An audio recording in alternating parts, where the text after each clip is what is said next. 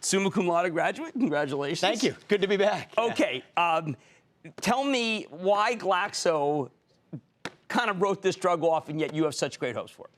So I obviously can't speak for other companies other than Axovant, Right. but what I can tell you is that RVT-101 is a unique drug that we actually think could help millions of patients with Alzheimer's disease. Our focus is actually on the treatment of Alzheimer's disease, dementia, and other forms of dementia. We've actually put together what I view as a top-notch team in the industry, involving the developer of the most widely used drug to treat Alzheimer's disease, who actually led our due diligence on this asset, and actually will lead our development program going forward. And actually on our board of directors is the former head of neurosciences from GSK that actually led the development of this drug, who sits on our board right now, and all of those individuals are every bit as excited as we are about the development Well, then of the walk drug. us through what we've seen so far, because we know, as I said, there's a bunch of companies that have gone in phase 2, and we get so excited, but then it doesn't work out in phase 3. Why do you think you're ahead of those other companies that have never been able to bring that to market? That's a great question. And the thing in Alzheimer's disease to remember, and we remember this all the time at Axovant, is we don't fully understand the way the actual underlying disease works, not just us at Axovant, but the field more generally. But the thing with RVT-101 is it's actually a neurotransmitter-targeted therapy that actually in part works through the release of acetylcholine, which is already known to be an effective mechanism of action, because that's actually very similar to how the currently approved drugs work. And so the way the drug works has been demonstrated in clinical trials. In a large phase 2 study, phase 2B study, with 684 patients, multinational, double-blind, placebo-controlled study. And this is the key, on the pre-specified analysis, not some type of reanalysis or subgroup analysis, but on the pre-specified analysis, the drug actually demonstrated statistically significant improvements in both cognition and in function out to 24 weeks in a way that was maintained out to a full year in time. So that's actually what we think makes this such an exciting opportunity.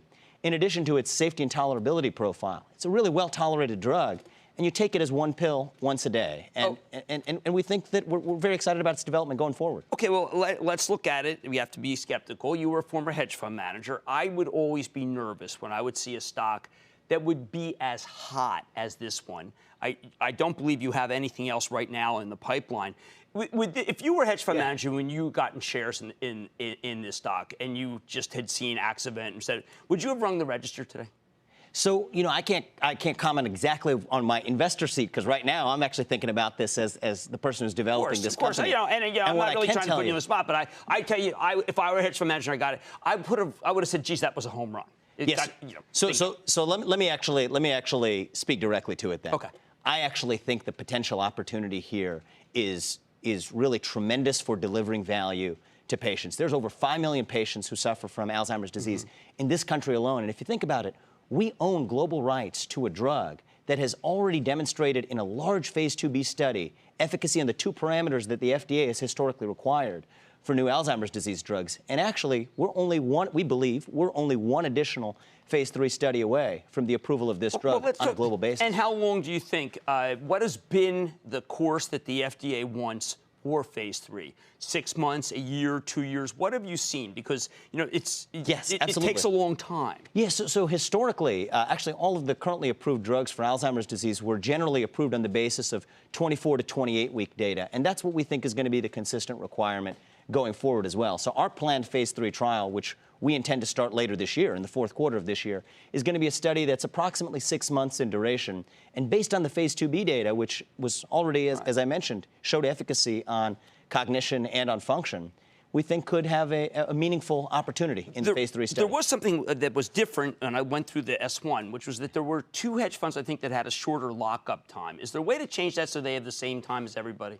Actually, let me speak to something, because that's actually a great point to clarify. So the 2 investors that had indicated an indication of interest on the cover were actually not insiders, that is to say, existing investors.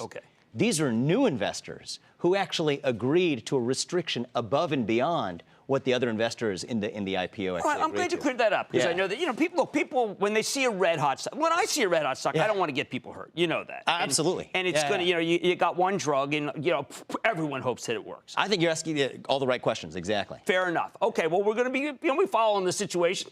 And I think, you know, look, I just hope the drug works. Absolutely. That, right? We're looking forward to it. Everyone wants it to work. Okay, that's Vivek Ramaswamy. He's the president and CEO of what may be the most successful biotech, or the biggest biotech offering of the year, most certainly, That's Axovant Sciences. Please do some homework. Go through plenty of documents. Mad Money's back in.